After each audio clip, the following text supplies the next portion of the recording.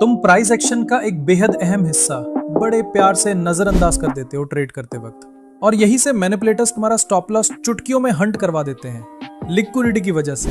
भाई, liquidity hunting को समझे बिना ट्रेडिंग वाकई बहुत मुश्किल है। सबसे पहले तो ये समझना जरूरी है कि मैनिपुलेटर के दिमाग में चल क्या रहा है। अक्सर तुम जैसे रिटेल ट्रेडर्स का स्टॉप लॉस किस जगह पर आसानी से हंट किया जा रहा है, और सबसे जरूरी लिक्विडिटी एरियाज को हम पहचाने कैसे।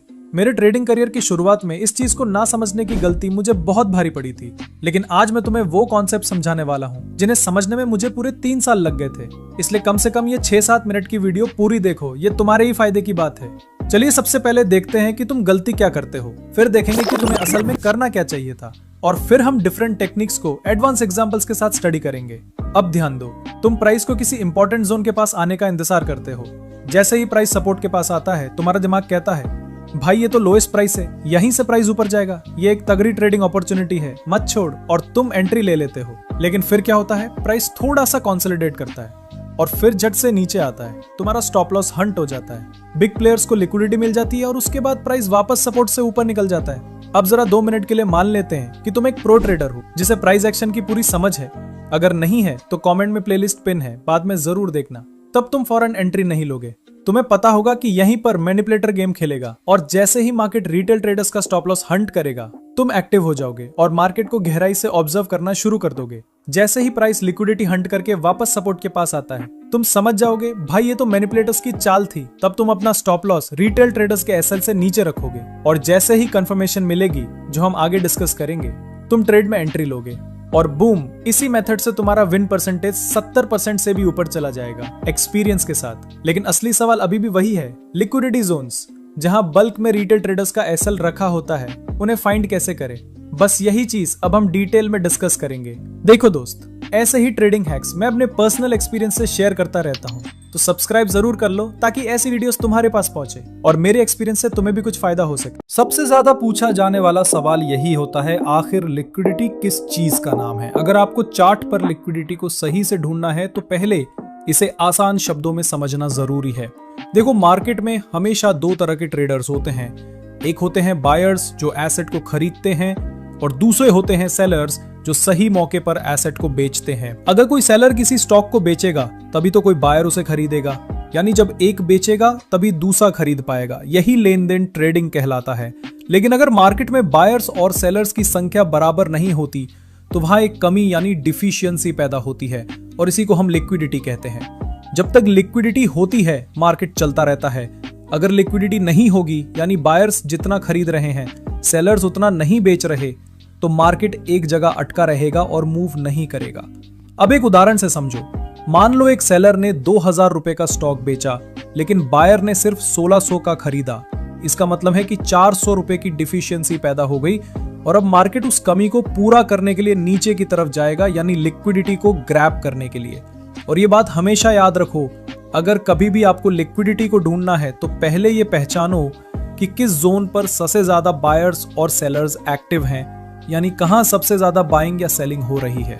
अब मैं तुम्हें यह बताता हूं कि लाइव चार्ट पर लिक्विडिटी को कैसे स्पॉट करते हैं। लिक्विडिटी की कई टाइप्स होती हैं और ये अलग अलग लोकेशंस पर बनती हैं, जिनमें से कुछ कंडीशंस तुम्हारी स्क्रीन पर दिख रही होंगी।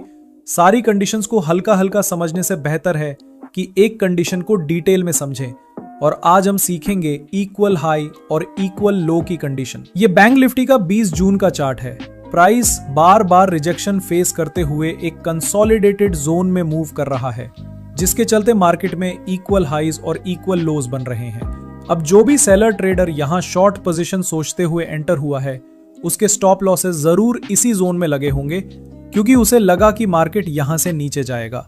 यही सोचकर उसमें सेलिंग की। लेकिन अगर मार्केट नीचे जाने की बजाय ऊपर चला गया तो उन सेलर्स के बाय ऑर्डर्स ट्रिगर हो जाएंगे। देखो भाई, जब बायर्स मार्केट में लॉन्ग पोजीशन के बारे में सोचते हुए एंटर करते हैं तो उनके स्टॉप लॉसेस अक्सर इसी जोन में लगे होते हैं। अब ध्यान देना, ये सारे स्टॉप लॉसेस असल में सेलर्स के लिए बाय ऑर्डर्स और बायर्स के लिए सेल ऑर्डर्स होते हैं। अब इन दोनों ट्रेडिंग जोन्स के बीच के इस एरिया को हम प्राइस इम्बैलेंस कहते हैं। और याद रखना, ये एक नो ट्रेडिंग जोन होता है, मतलब गलती से भी यहाँ एंट्री मत लेना। ना तुम बायर्स की तरफ होगे और ना ही सेलर्स की तरफ। अगर तुम मार्केट के इस प्रिंसिपल को याद रखोगे तभी आगे चलकर फायदा होगा। इसलिए अगर आप बायर हो तो नीचे से ही बाइंग पर फोकस करो, और अगर आप सेलर हो तो ऊपर से ही अपनी पोजीशन बनाने के बारे में सोचो। अब एक जबरदस्त बात, चार्ट के ऊपर और नीचे सबसे ज्यादा स्टॉप लॉसेस होते हैं और यही बनाते हैं लिक्विडिटी जोन्स। तो ऊपर होता है बाय साइड लिक्विडिटी और नीचे सेल साइड लिक्विडिटी। अब एक बात हमेशा दिमाग में बैठा लो, अगर मार्केट बाय साइड लिक्विडिटी के ऊपर थोड़ा सा भी कंसोलिडेट करता है या कोई बुलिश कैंडलस्टिक पैटर्न दिखता है तो यहाँ एक बड़ा मूव आने के चांस पॉट के लिए। लेकिन हर बार ऐसा नहीं होता मेरे दोस्त, कई बार मार्केट पहले बाय साइड लिक्विडिटी को स्वीप करता है और फिर नीचे चला जाता है।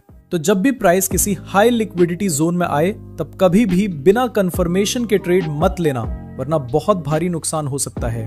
क्योंकि अक्सर क्या होता है, इंस्टीट्यूशनल ट्रेडर्स इन ही जोन्स में रिटेल ट्रेडर्स को फेक ब्रेकआउट के जाल में फंसाकर अपना प्रॉफिट बुक करते हैं। और मैं हमेशा यही कहता हूं, कम से कम इस स्ट्रैटेजी से 5 ट्रेड्स करो। हमारा सबसे बड़ा प्रॉब्लम यह है कि हम एक के बाद एक स्ट्रैटेजी सीखते रहते हैं लेकिन कभी उन्हें प्रॉपरली इंप्लीमेंट नहीं करते। तो मैं तुमसे कहूंगा, सालों ट्रेडिंग को आसान बनाओ, प्रैक्टिस नहीं करते और फिर कहते हो कि ट्रेडिंग मुश्किल है। अब जाओ कम से कम 10 ट्रेड्स करो इसी कॉन्सेप्ट पर और फिर कमेंट्स में बताना कितने सही निकले। अगर 10 में से 6 ट्रेड्स भी सही निकले तो समझो तुम प्रॉफिट में रहोगे। अगर वीडियो पसंद आया तो चैनल को सब्सक्राइब जरूर करना ताकि इसी तरह के वीडियोस तुम तक बार बार पहुंचते रहें और तुम्हारी ट्रेडिंग जर्नी और भी मजबूत बने। अगर कोई और इंपॉर्टेंट टॉपिक है जो समझना चाहते हो तो कमेंट्स में जरूर मेंशन करना। अब मिलते हैं अगले वीडियो में।